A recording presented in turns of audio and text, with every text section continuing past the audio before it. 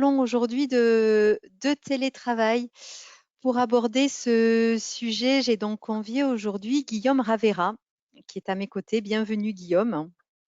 Je te laisse te présenter et présenter Organize, que tu as créé il y Oui, a quelques mois, je crois. oui, tout à fait. On a créé la société en décembre 2019. David et moi, on vient du monde numérique et on a beaucoup travaillé sur des projets distribués avec des équipes internationales dans un mode agile. Et donc, on a vu, enfin, dans le numérique, il y a beaucoup d'évolution du télétravail depuis quelques années. Et on a vu que c'était une tendance de fond qui était assez lente en France. Enfin, on trouvait beaucoup trop lente en France. Et donc, on a décidé de participer à ce mouvement pour accélérer le développement de la culture et le développement des organisations pour être performantes dans ce mode de travail. Parce qu'on croit vraiment, on l'a vu et on l'a expérimenté à ce mode de travail. Et donc, notre positionnement, pour l'instant, on fait pas mal de conseils. Mais on souhaite aussi développer des solutions qui viennent répondre à des problèmes profonds dans ce mode de travail. Et donc, tu interviens aussi bien pour des petites entreprises françaises, internationales. Tu as vraiment tout type de demandes et d'interventions possibles. Oui, aujourd'hui, on travaille principalement avec le numérique parce qu'il y a des fortes tensions de recrutement et le travail à distance, c'est un élément, euh, un levier d'embauche fort. Mais après, c'est vrai qu'on touche principalement à toutes les entreprises qui sont sur le travail de la connaissance et donc il y en a de plus en plus. Et on n'est pas, on travaille plutôt avec des PME, peu avec des grands comptes pour l'instant. Ouais, la situation du travail en France, ben, toute récente, hein, du fait de cette crise sanitaire, a forcément donné un éclairage différent à ton activité et plus globalement à l'appréhension de ce mode de travail, notamment en PME. Donc, c'est vraiment intéressant que tu puisses ben, nous partager ton expertise, tes analyses, tes retours d'expérience, de manière à ce que les entreprises qui sont là aujourd'hui puissent se saisir de ce sujet et je l'espère, ben, pouvoir mieux envisager les enjeux et les opportunités du télétravail dans leurs entreprises. Je vous présente juste rapidement, même si certains nous connaissent déjà, Eurecia. Donc, Eurecia, nous sommes éditeurs de logiciels pour la gestion des ressources humaines. Et donc, au travers de ces webinaires, nous essayons voilà, d'apporter des informations, de l'actualité et des éclairages pour les PME sur les sujets RH. On va rentrer dans le vif du sujet et on va commencer ben, peut-être par vous faire participer.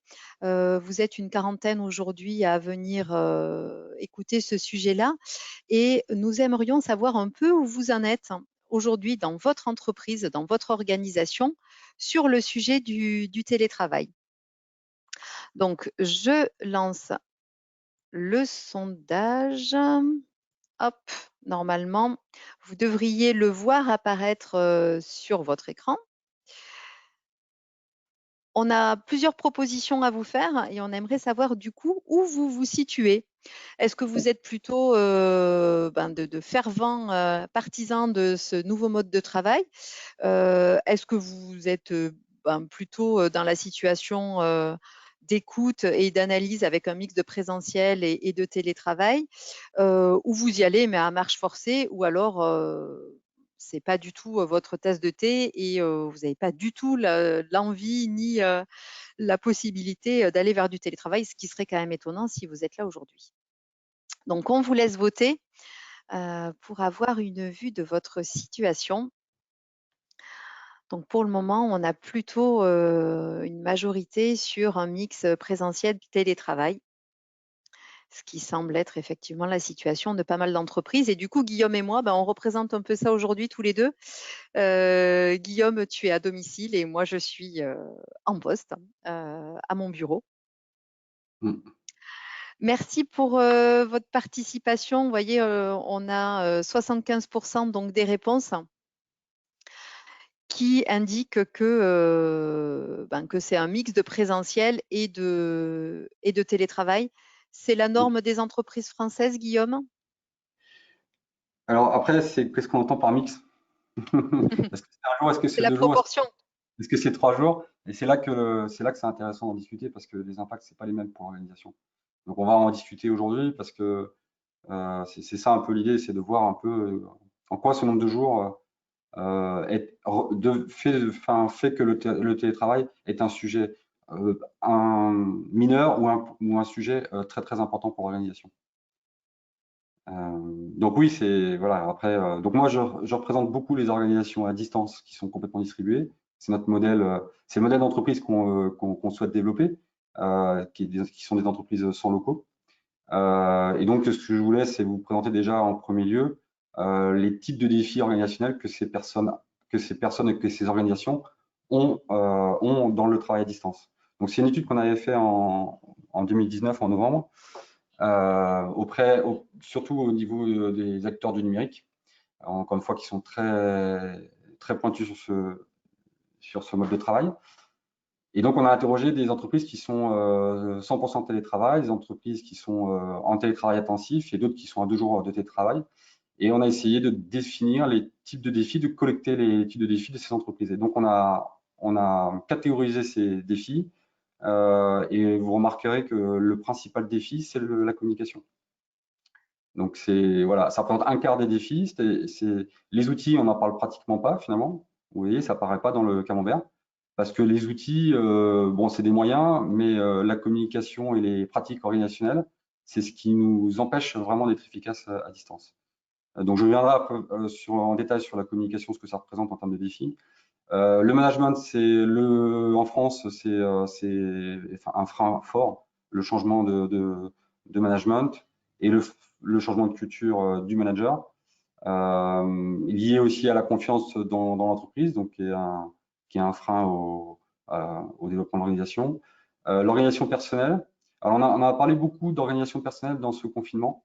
On a beaucoup, je trouve, trop parlé justement du télétravailleur et du manager qui devait faire ça, le top 10 des activités à faire. C'est important, c'est sûr, mais quand on parle de ça, on ne parle pas vraiment de l'organisation collective. Donc c'est un enjeu, l'organisation personnelle, et donc ça doit être amené par l'entreprise d'aider les gens à être autonomes, à bien organiser leur travail, leur espace de travail. Mais c'est une des améliorations à faire. On a parlé très peu justement de l'organisation collective du travail. Et les méthodes de travail, c'est lié à comment on partage l'information, comment on partage la connaissance, comment on partage les tâches, comment on partage la créativité, comment on est créatif à distance. Donc là, c'est un enjeu effectivement fort. La culture, on en a parlé. On a mis le passage à la culture de l'écrit à 8%, c'est quand même important. C'est lié à la communication, mais on l'a sorti de la communication parce que c'est un enjeu très fort dès lors qu'on est dans ce mode de travail de façon assez évoluée. Parce qu'il va falloir en fait augmenter notre formalisation. Et donc, pour certaines personnes, c'est une nouvelle compétence quelque part des fois à développer. Être synthétique, c'est pas forcément évident. Voilà, donc ça s'accompagne en fait. Il y a des champs de pratique à avoir. Et l'isolement, on en a tous vécu un petit peu de force, mais ça reste quand même pour les entreprises un enjeu majeur. Voilà, je pense que chacun a eu cette expérience, donc on va pas aller dans le détail. Donc, je vais revenir en détail sur la communication et le management. Juste avant, Guillaume, en fait, on ne voit pas ton écran, donc je pense qu'il faut que tu recliques sur le partage d'écran. Je pense qu'après le sondage, on n'a plus la vue sur l'écran. Merci Aurélie pour l'alerte. Je vais couper et je vais relancer. Merci. Ouais. Voilà. Est-ce que vous pouvez nous dire si là, vous avez bien la vue sur le camembert, sur la presse? C'est aussi ça, la communication en télétravail. Oui, c'est bon, parfait. Merci. Merci beaucoup. Donc, on va aller dans le détail de la communication parce que je pense que c'est certainement quand on est dans ce mode de travail de façon intensive, c'est certainement là où on a le plus de changements. Donc, c'est pas forcément visible en un mois, mais je pense que pour les entreprises qui sont là depuis 2 mois, 3 mois, ils commencent à percevoir les enjeux. Donc, il y a une forme de graduation des challenges. Donc, le premier, c'est l'instantanéité des échanges, c'est-à-dire que on va beaucoup plus parler par écrit normalement quand on est en travail à distance, et que le mail, c'est pas un outil de communication idéal. Et donc gérer les échanges en temps réel à l'écrit, c'est pas forcément évident. Donc il y a des outils qui permettent de collaborer et de mieux communiquer. Et il y a un passage obligé quelque part d'utiliser des nouveaux outils pour être beaucoup plus efficace dans les échanges en temps réel. Voilà. Faut voir que parler à l'oral en temps réel, ça, c'est pas forcément efficace. Bon, l'écrit reste l'élément le moins perturbateur pour les personnes. La centralisation des informations, c'est lié à la transparence aussi des informations. Comment on les centralise, où on les centralise et comment on les retrouve. Donc, bon, ça fait partie de la transformation numérique, mais on voit vraiment à la distance que chercher l'information quand elle n'est pas bien, quand elle est pas bien stockée, c'est un sujet important et qui nous fait perdre de l'efficacité. La collaboration dans les équipes, donc voilà, je ne vais pas rentrer en détail de la collaboration de la transformation numérique liée à ces genres d'outils. Et ce que je voudrais surtout pointer, c'est la communication synchrone ou asynchrone. Donc aujourd'hui, ce qu'on a constaté dans les entreprises, c'est qu'il y a une facilité à utiliser la visio et d'utiliser un peu trop massivement la visio, qui est en fait la transposition d'interrompre quelqu'un dans son bureau en lui tapant sur l'épaule. Donc la transposition du monde présentiel à la distance. C'est-à-dire que je vais venir en fait déranger une personne pour lui poser mes questions. Et donc il y a beaucoup d'entreprises qui passent beaucoup de temps en visio, mais en fait qui ne bénéficient pas de l'avantage de la distance et de l'avantage que ça crée d'avoir des moments de concentration. Le fait d'interrompre, voilà, ça va interrompre votre activité, ça va créer de la charge mentale. Et donc, les enjeux pour une organisation à distance, c'est de bien gérer la communication synchrone et asynchrone, de savoir mêler à quel moment je fais du synchrone, à quel moment je fais de l'asynchrone. Toutes les activités ne nécessitent pas que j'interrompe mon collègue et je vais pouvoir lui poser des questions en attendant une réponse dans 2 heures, en attendant une réponse dans un jour. Et c'est là le challenge principal de la communication efficace à distance, c'est de gérer ces deux moments. Et aujourd'hui, on est plus sur il faut être réactif, il faut communiquer et on a tendance à beaucoup être dans le synchrone. La communication écrite ou orale aussi, c'est un choix. C'est est-ce que pour quels usages on va passer à l'écrit, pour quels usages on va passer à l'oral. Dès lors qu'il y a de l'incompréhension à l'écrit, il faut passer à l'oral. Mais il y a beaucoup de messages à faire passer à l'écrit. Et par ailleurs, quand on écrit, on apprend à être clair. Ce qui n'est pas forcément le cas à l'oral. Donc, il y a des bénéfices à travailler sur ces deux aspects, mais il faut bien les clarifier dans l'entreprise. Donc ça prend du temps de savoir collectivement quels canaux on utilise et pourquoi. Et après, effectivement, quand on est dans ce mode de travail un peu intensif à l'écrit, là, on arrive à un dernier challenge, c'est l'abondance d'informations. Et donc, les entreprises qui sont très performantes dans ce mode de travail acceptent l'idée de ne pas tout voir. Par contre, elles ont la capacité à partager l'information pertinente tout le temps. Donc, c'est vrai que quand on est dans un bureau à la machine à café en présentiel, l'information importante, elle va être transmise assez rapidement à l'oral, elle va circuler. Par contre, si elle est perdue dans un canal de communication à l'écrit, quand on est tous à distance, on peut ne pas avoir l'information. Et donc, c'est important que l'information capitale, les gens sachent la retrouver et qu'elle soit vraiment mise en évidence dans des outils. Donc ça, Par c'est un rapport à enjeu. tout, Par Oui. rapport à tout ça, Guillaume, est-ce que du coup c'est judicieux de le poser, de l'écrire noir sur blanc et de définir quelque part les règles de communication euh, pour éviter un peu les biais qu'on a tous vécus voilà, sur des sursollicitations ou des modes de communication qui ne sont pas forcément toujours les bons selon nos habitudes et nos modes de fonctionnement habituels? Ouais, c'est une bonne pratique de commencer à écrire ses règles, de commencer à en écrire quelques-unes et puis de les améliorer parce qu'on va se rendre compte qu'elles sont pas forcément bonnes. Donc, il faut accepter en fait le fait d'écrire des mauvaises règles, mais au moins de les écrire et d'essayer de les respecter. Donc, voilà, on est vraiment dans une démarche agile qui peut dépendre en fait des équipes, des types d'équipes. Il y a des équipes support, ah ben, elles ont besoin peut-être d'être plus réactives. Et les équipes recherche développement qui ont besoin d'être moins réactives. Et donc, elles n'ont pas les mêmes attentes de communication. Donc, c'est vraiment propre à chaque équipe et ça nécessite qu'il y ait un accord collectif sur ces règles de communication. Donc les écrire, c'est essentiel parce que effectivement, quelqu'un qui va arriver dans l'équipe ne va pas forcément comprendre les codes et si c'est écrit, il les comprend tout de suite. Et puis, c'est un pacte quelque part de non-agression. Je Ouais, c'est respecte, ça.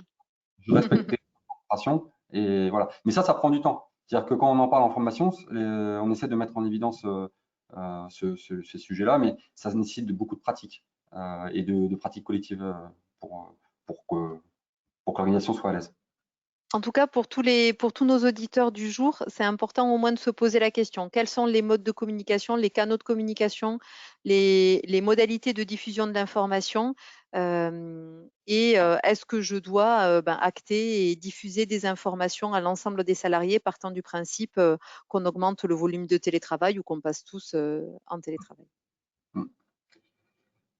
Merci. Donc après, bon, le management, c'est certainement je rentre dans le détail de ça parce que c'est vraiment un frein pour beaucoup d'entreprises, le management.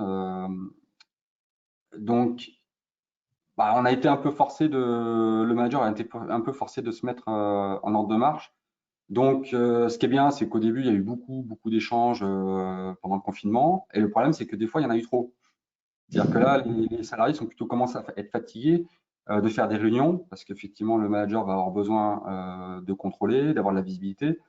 Et en fait, il faut réussir pour le manager, si vous voulez continuer dans ce mode de travail, à, à donner une certaine liberté d'action. Et pour donner cette liberté d'action, il y a une obligation de mieux organiser le travail d'équipe et de ne pas être dans l'interruption des tâches quotidiennes qui peuvent en fait rendre du coup le manager indispensable. Et donc, si le manager est indispensable, ben, il n'y a pas d'autonomie de l'équipe. Donc, il y a une sorte de voilà, il y a un changement de posture du coach, du manager qui doit reprendre un rôle de coach. Donc, il doit passer par plus de disponibilité et d'écoute auprès du collaborateur. Et puis, plus de délégation, moins d'application sur le comment, plus d'implication sur le pourquoi pour que les gens soient responsables. Et puis, il y a des nouvelles perceptions, enfin des nouvelles actions quelque part qui incombent au manager. C'est-à-dire que c'est le relais principal entre le télétravailleur et l'entreprise. Il doit faire passer des messages.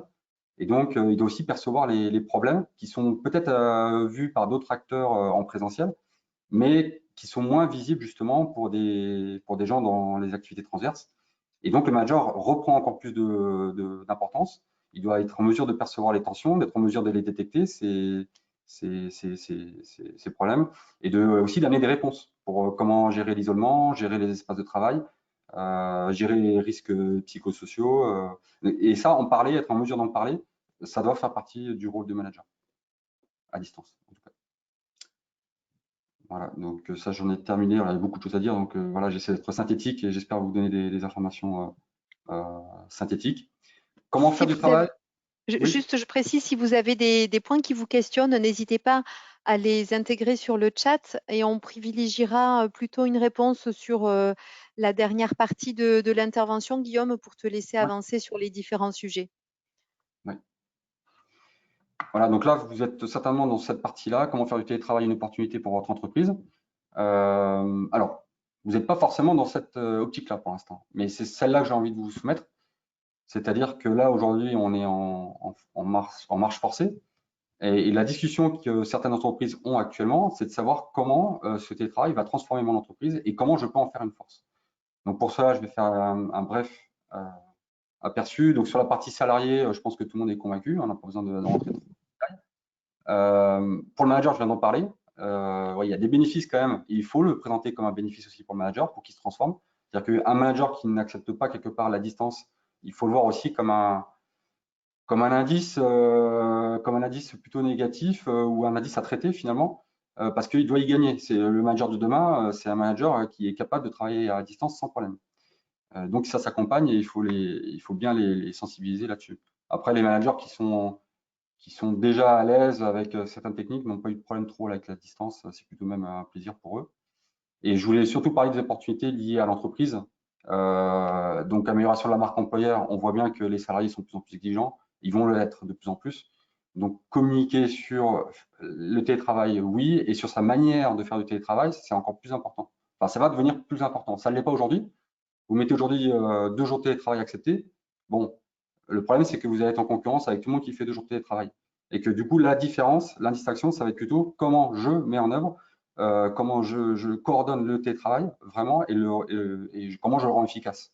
Et c'est là-dessus Quelque part que des garanties sur le bon déroulement du télétravail. ouais. Donc là, il va y avoir voilà, ça va évoluer. Je pense qu'il y aura plus d'attente des candidats euh, pour que ça soit efficace. Meilleur engagement des salariés. Alors, meilleur engagement des salariés, il y a des études qui ont été faites sur les organisations à distance sans locaux qui ont constaté qu'il y avait un meilleur engagement des salariés. Alors, on ne sait pas si c'est lié au fait que, vu que les gens sont très impliqués dans leur entreprise, ils acceptent de travailler fortement à distance, ou on ne sait pas si c'est lié au fait qu'ils soient à distance, et du coup, ils trouvent beaucoup d'engagement à l'entreprise. On ne sait pas quelle est la cause à effet là-dedans, mais c'est des chiffres. Donc, l'amélioration de l'impact RSE, c'est important. Aujourd'hui, pour une entreprise classique, 20% 20% des impacts énergétiques, c'est lié au transport domicile-travail. Donc, voilà, les calculs sont vite faits. L'augmentation de la collaboration. Si vous avez mis en place une transformation numérique, bah, la distance, ça permet d'augmenter ses usages. Donc, ça accélère cette transformation. Les gains de productivité, on l'a vu. La résilience aux événements extérieurs, je pense que ça, c'est pas la peine d'aller dans le détail. Et nous, ce qui nous intéresse avec Organize, c'est aussi d'aborder les sujets de société. Et c'est là-dessus qu'on a le plus de travail à faire collectivement, entreprise secteur par secteur, même les citoyens entre eux. On l'a tous vu, enfin non, on l'a pas tous vu, mais pour certains d'entre nous, le confinement nous a amené à relocaliser nos relations sociales avec nos voisins, avec nos, nos- Nos commerces de proximité. merci, commerce de proximité, merci Alexandra. Et ça, c'est ça enfin, pour nous, c'est une vision aussi du social. C'est-à-dire qu'aujourd'hui, on attend beaucoup de l'entreprise qu'elle nous donne des relations sociales. Quelque part, être au chômage aujourd'hui, c'est un problème c'est un problème économique, mais c'est aussi un problème social parce qu'on manque, du coup, on va plus avoir moins de relations sociales. Et on attend, effectivement, le français attend beaucoup de l'entreprise de ce point de vue-là. Et moi, personnellement, je pense que c'est un problème. C'est-à-dire que je pense qu'on attend trop de l'entreprise de ce point de vue et qu'on est déresponsabilisé de notre relation sociale. Voilà, avoir des amis à l'entreprise, c'est très bien, mais normalement, c'est mieux de les avoir à l'extérieur parce qu'on peut changer d'entreprise.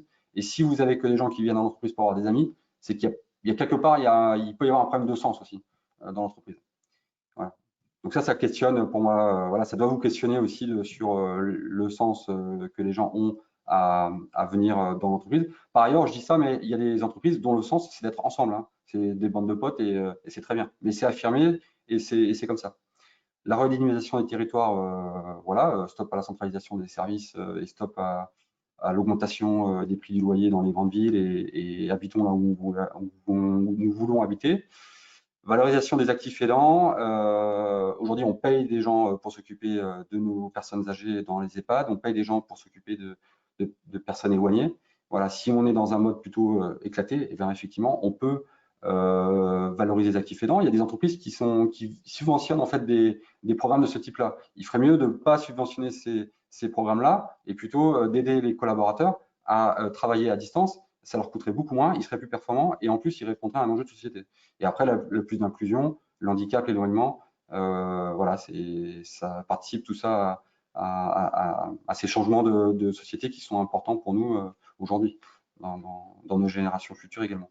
Bon, donc on pourrait en parler, mais en fait, l'idée, c'est de voir comment, par rapport aux valeurs de la société, comment la distance peut contribuer. Donc ça, c'est des exemples que je vous ai cités, mais c'est l'occasion effectivement d'interroger l'entreprise, de se dire, bah, nous, on est sur telle valeur, on a telle valeur, et comment la distance peut nous amener à porter cette valeur-là.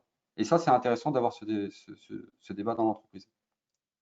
Voilà, donc c'était pour voir comment transformer ce travail à distance en opportunité. Alors, une fois qu'on a fait sa propre analyse, son propre constat et qu'on sait à peu près vers où on veut aller, ben, comment on y va? Comment on se met en ordre de marche? Alors là, voilà, les conditions à réunir. Alors là, ce qu'on a fait, c'est qu'on a écouté les statistiques actuelles pour voir déjà dans quel état d'esprit étaient les télétravailleurs. Voilà, avant de pérenniser, il faut voir quels sont les problèmes actuels. Donc les problèmes actuels, c'est voilà, il y a des difficultés opérationnelles assez simples. C'est 43% n'ont pas d'espace de travail adapté, donc il y a des choses quand même à résoudre qui sont assez basiques. Et avant de pérenniser, il faut réfléchir à ces choses-là. Et puis, il y a quand même une dégradation de la qualité du lien social qui est assez forte, donc qui est peut-être liée au confinement également, c'est pas forcément lié au télétravail. Mais ça nécessite d'avoir un dialogue social à ce sujet et comment la distance, voilà, quel est le curseur qu'on doit apporter à la distance. Euh, voilà, ça c'est les sujets qui sont montés, le social, l'espace de travail et voilà des impacts négatifs sur la charge de travail. Donc c'est les tensions, les sujets de tension actuels. Donc pour pérenniser, pour nous, ce qu'il faut, c'est déjà avoir résolu les freins techniques basiques. Euh, il y a des gens qui n'ont pas la visio actuellement dans les entreprises. Il y a des gens, ils n'ont pas les outils pour communiquer, pour partager de la documentation. Ils communiquent énormément par mail, c'est très très difficile. Donc bon, il y a des basiques, on va dire. Voilà, la visio, une bonne connexion réseau et un bon poste de travail, on va dire, c'est les basiques. Après, deuxième étape, c'est de sortir un peu de la vision individualisée du télétravail, telle qu'on l'évoque depuis 2 mois, où voilà tout ce qu'on doit faire chez nous individuellement pour améliorer son poste de travail. Ça, c'est une vision qu'on a en France. C'est comme ça qu'a été implémenté le télétravail. C'est pour rendre du confort aux salariés. Mais si on veut en fait pérenniser ce mode de travail dans l'entreprise, il faut qu'il y ait une réflexion collective. Et donc, plutôt que de dire aux télétravailleurs, tu dois faire ça, tu dois faire ça, c'est comment nous, tous ensemble, on arrive à améliorer ce mode de travail. Donc, c'est réfléchir à notre organisation, de sortir de ce dogme un peu, hein, de télétravailleurs soumis à son climat et à son contexte de travail seul. Voilà. Et le manager, c'est pareil. Aujourd'hui, on regarde tous les blogs, c'est le guide du manager à distance. Bah, c'est pas un manager à télécharger ça. Il faut qu'il y ait une réflexion collective de savoir comment on veut manager à distance. C'est pas au manager de se monter en compétence tout seul dans son coin. C'est aberrant. Parce que ça change les relations manager-salarié. Donc, c'est pas un truc qui se fait dans son coin. Ça doit être partagé, ça va changer forcément la relation. Et donc, Autre point, vraiment, les profils qui sont là aujourd'hui, RH, responsables administratifs, financiers, dirigeants, c'est vraiment, c'est le message que tu veux faire passer, Guillaume. C'est vraiment à vous de vous emparer de ce sujet-là, si vous avez envie d'en faire une réelle opportunité et ne le déléguez pas aux managers parce que eux, quelque part, ça va être un point d'appui pour mettre en œuvre ce mode de travail, mais il faut bien que ça soit impulsé de votre côté. tout à fait. Ensuite, troisième point, c'est de faire le deuil de croyances. C'est-à-dire la croyance que alors qui sont des croyances qui sont aussi potentiellement pas des croyances mais des valeurs, c'est que la présence au bureau est essentielle. Il faut questionner ça. C'est l'occasion de questionner ça. Encore dans les prochains mois qui arrivent, on va être encore beaucoup à distance. Donc c'est l'occasion de savoir si on doit revenir en présentiel, pourquoi faire? Et ce pourquoi, en questionnant ce pourquoi, vous allez obtenir des réponses sur est-ce qu'on doit changer notre organisation. Voilà, si je reviens pour capter de l'information, potentiellement, c'est qu'il y a de l'information qui passe mal dans l'entreprise. Voilà. Et donc ça, voilà, alors faire le deuil de croyance, c'est avant tout, c'est re-questionner en fait l'importance du présentiel. C'est comme ça que je le redéfinirais. Et donc, idéalement, c'est d'avoir une vision partagée dans l'entreprise de la place à donner à la distance. Donc voilà, collectivement, est-ce que les salariés veulent en faire beaucoup? Comment la direction aussi l'envisage? Et il faut qu'il y ait un dialogue collectif qui s'instaure. Où est-ce qu'on veut aller? Et par ailleurs, ce qui a été surprenant pendant le confinement, c'est qu'il y a des gens qui sont sortis de leur travail, qui ont démissionné, parce qu'en fait, leur entreprise ne voulait pas leur laisser l'opportunité de continuer en télétravail à temps plein. Donc le retour au présentiel, le retour post-confinement, il y a des gens qui sont partis sans travail parce qu'ils ont considéré que c'était maintenant, eux, ils étaient opérationnels et efficaces dans ce mode de travail, et que si l'entreprise n'était pas capable d'offrir ça, ils n'avaient plus rien à y faire. Donc, interroger les salariés sur leurs attentes, c'est essentiel. Avec un sondage, on le fait assez bien. Et ensuite, si on doit pérenniser, il faut accepter le fait que il n'y a pas de transformation à faire, c'est plutôt une transition et que ça se fait vraiment de façon continue. Et comment on le fait de façon continue? Donc, voilà, avec des mécaniques et des processus. Donc là, on a listé un peu tous les sujets, le management, la culture, la communication, les méthodes, les outils, les espaces de travail. Tout ça, ça se complète, ça se complémente, ça se discute et ça se nourrit. Et chacun peut avoir des maturités très fortes sur chaque année de domaine.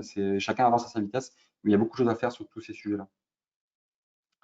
Euh, voilà. Donc là, je voulais revenir sur les changements pour l'avenir, dans les années. Donc donc là, c'était les statistiques de l'année dernière qui sont toujours d'actualité. 70% des cadres aimeraient télétravailler.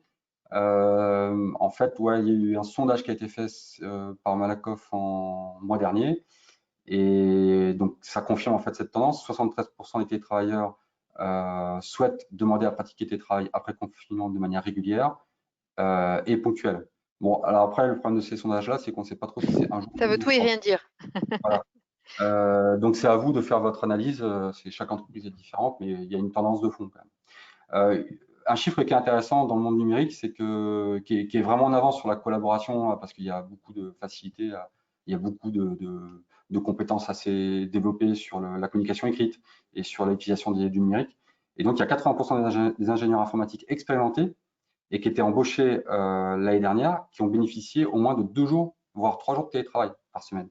Et donc, c'était un acquis presque pour ces gens-là. 80%, c'est pratiquement tout le monde, quoi. Et donc, si une entreprise numérique qui va embaucher un ingénieur expérimenté, elle est obligée pratiquement de proposer 2 jours de télétravail par semaine. Voilà, c'est ça que ça veut dire. Et bon, après, les gens qui sont sur des organisations à distance distribuées complètement, 96% de ces télétravailleurs-là recommanderaient à un ami de travailler à distance. Donc, c'est des chiffres aussi qui parlent parce que les gens qui sont à l'aise dans ce mode de travail sont convaincus, forcément, vous allez me dire, mais ils le font aussi par choix et par choix de vie et ils le recommandent bien sûr à d'autres personnes. Alors, tout le monde n'est pas fait pour ce mode de travail à 100%, bien sûr, hein, mais ça se discute. Alors là, je voulais vous partager des pratiques de société qui tolèrent le 100% télétravail. Donc, eux, ils vont très loin.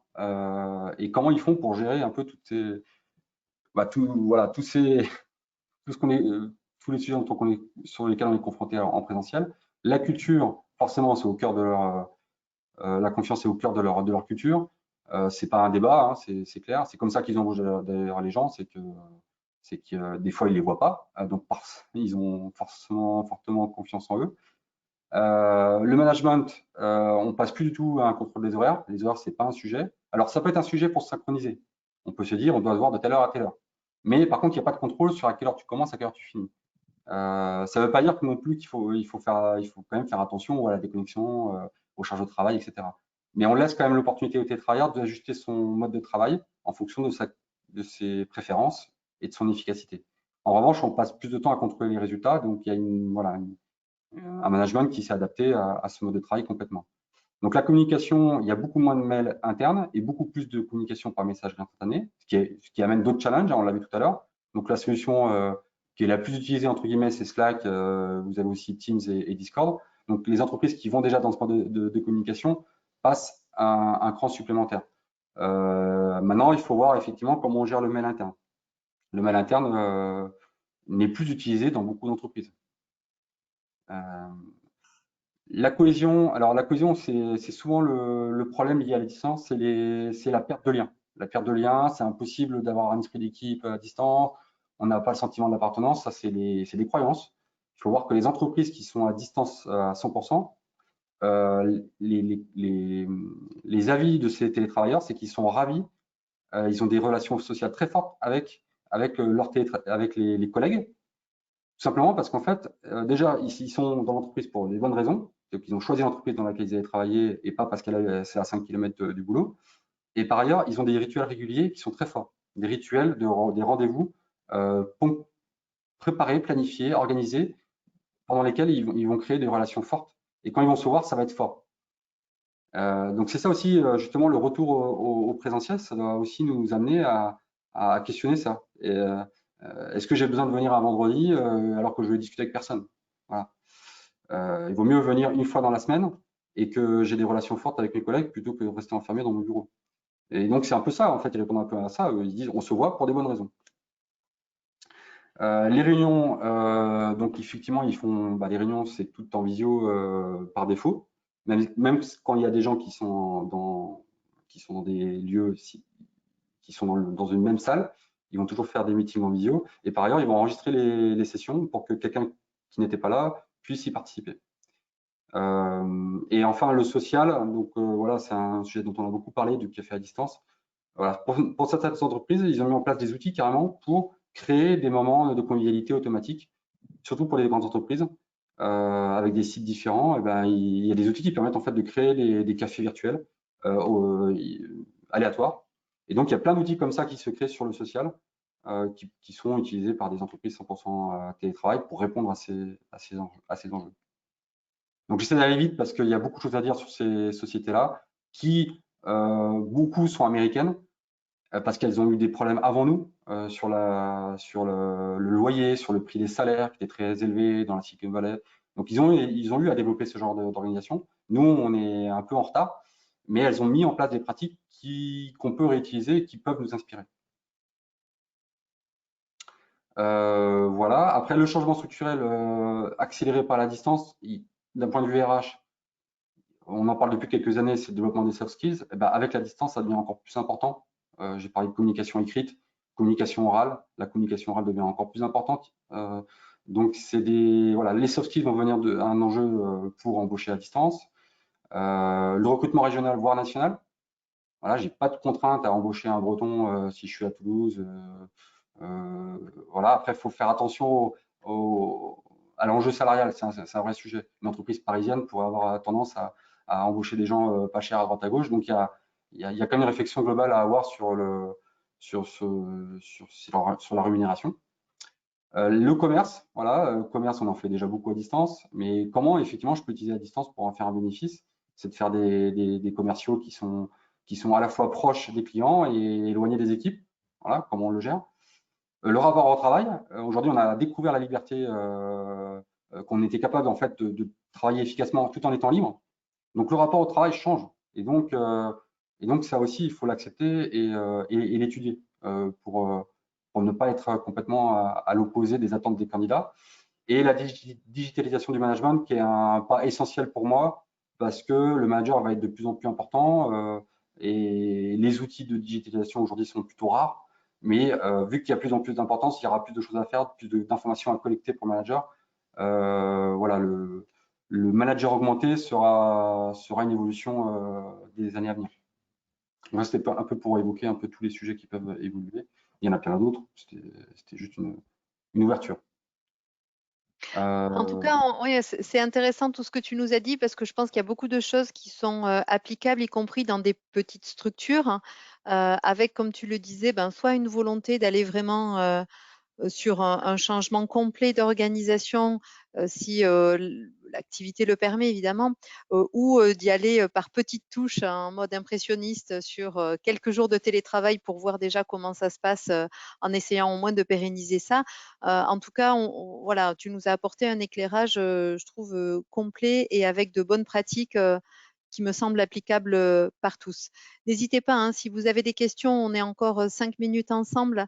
Posez-les tant que Guillaume est avec nous pour qu'on puisse rebondir sur vos sujets, sur votre problématique personnelle hein, dans votre entreprise. C'est aussi comme ça qu'on arrivera à mieux vous répondre.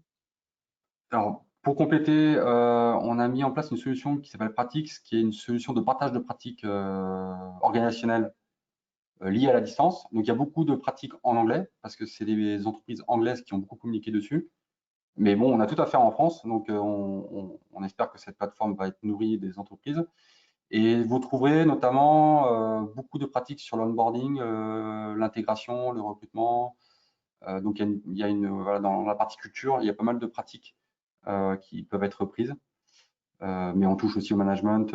Voilà, donc ça peut être aussi une source d'inspiration pour vous, pour avancer dans ce mode de travail. Et puis par ailleurs, on est en train de créer une deuxième solution qui est Dr Remote pour permettre aux entreprises de prendre la température des équipes à distance et donc détecter les problèmes que j'ai cités en fait, hein, les problèmes de communication, les problèmes de management. Et donc on va venir en fait questionner les équipes et leur permettre de corriger ces problèmes-là elles-mêmes. Donc c'est un outil vraiment d'amélioration continue et qu'on a commencé à développer euh, David et moi. Donc si vous êtes intéressé, vous pouvez me faire des retours et éventuellement la tester si vous voulez. Et par ailleurs, je rajoute, est-ce qu'il y a des questions? Pas Non. pour le moment. Ok. Et si vous vous interrogez sur comment avancer, sachez qu'on réfléchit à créer des groupes de travail de dirigeants pour discuter entre pairs. Dans le numérique, il y en a beaucoup qui sont en attente de ça.